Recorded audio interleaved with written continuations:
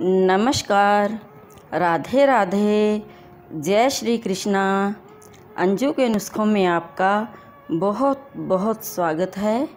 आज मैं आपको इस वीडियो में पुरुषोत्तम महात्म्य का 19वां और 20वां अध्याय सुनाने जा रही हूँ, जिसमें पुरुषोत्तम भगवान अपने भक्तों को क्या क्या आशीर्वाद देते हैं।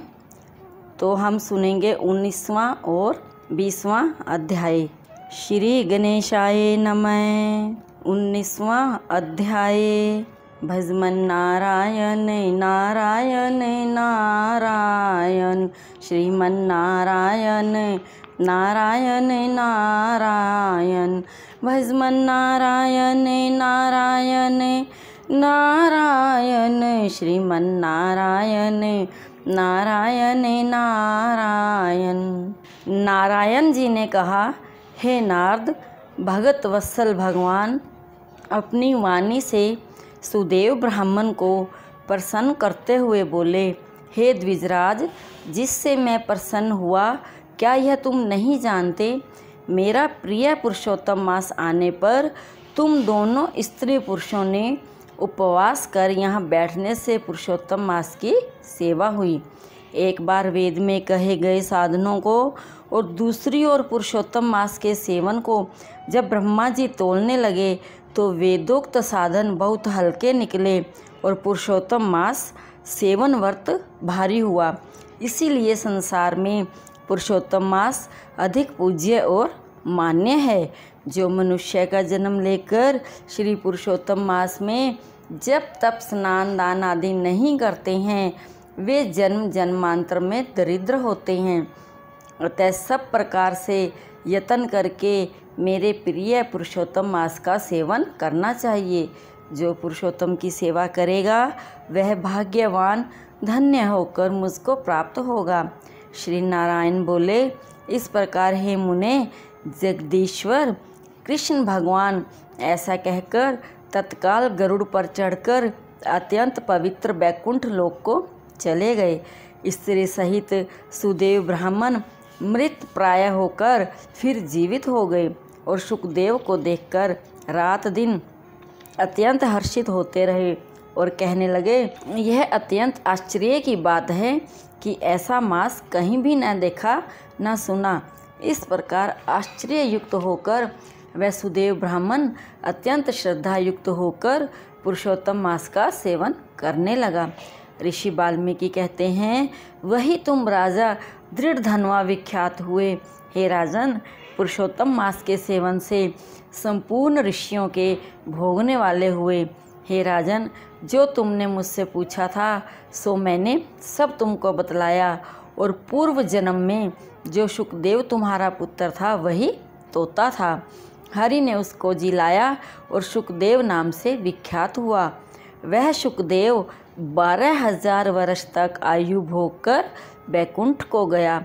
वही सुखदेव वन के सरोवर में बड़ के वृक्ष पर बैठकर संसार सागर में डूबे हुए विषय रूपी सर्प से तुम जो अपने पूर्व जन्म के पिता को देखकर कृपा से युक्त हो चिंतन करने लगा कि यदि मैं इस राजा का बोध नहीं कराऊंगा तो मेरा भी अपराध हो जाएगा।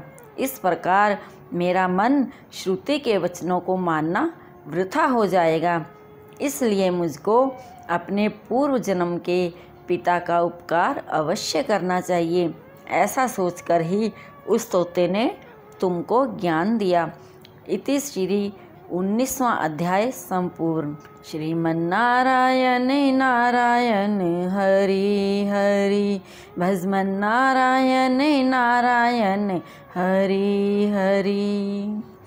बोल बांके बिहारी लाल की जय। 20वां अध्याय।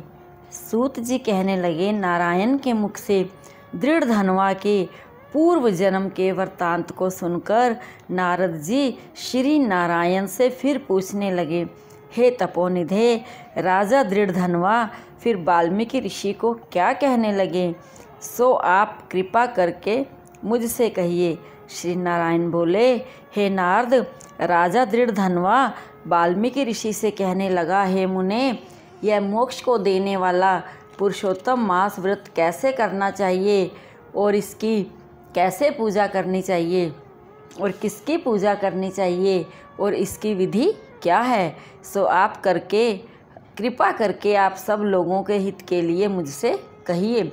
वाल्मीकि मुनि बोले, हे राजन, ब्रह्म मुहूर्त में उठकर ईश्वर का चिंतन कर शौच आदि जाए, फिर स्नान प्राणायाम करके संध्या वंदन करें। जब तक सूर्य का दर्शन न हो गायत्री का जप करते रहें, फिर सूर्य मंत्रों से सूर्य को अर्घ देवें और सायंकाल अपने पैरों तथा भूमि को नमस्कार करें। फिर यस्य समृत्या इस मंत्र से प्रार्थना करें। जो ब्राह्मण श्रद्धा से विधि पूर्वक संध्या करता है उसको तीनों लोकों में कुछ भी कठिन नहीं है। यह सब कृत्य दिन में पूर्व भाग का है। इस प्रकार नित्य कर्म करके हरि का पूजन आरंभ करे। फिर स्त्री पुरुष शुद्ध हो वाणी को एकाग्र करके शुद्ध गोल व चौकोर गोबर से लिपी हुई भूमि पर व्रत सिद्धि के लिए चावलों से 8 दल वाला कमल बनाए। फिर स्वर्ण, चांदी अथवा तांबे या मिट्टी का नवीन छिद्र रहित शुद्ध कलश उस मंडल के ऊपर स्थापित करें। फिर उस कलश में तीर्थ का जल भर दें। इस प्रकार कलश स्थापन कर उसमें सब तीर्थों का आह्वान करें। गंगा, गोदावरी, कावेरी, सरस्वती, मेरी शांति के लिए, पापों का नाश करने के लिए आओ। फिर कलश को मंत्रों से गंध, अक्षत, नैवेद्य और ताज़े पुष्पों से पूजकर कलश के ऊपर पीले वस्त्र से लपेटा हुआ तांबे का पात्र रख दे।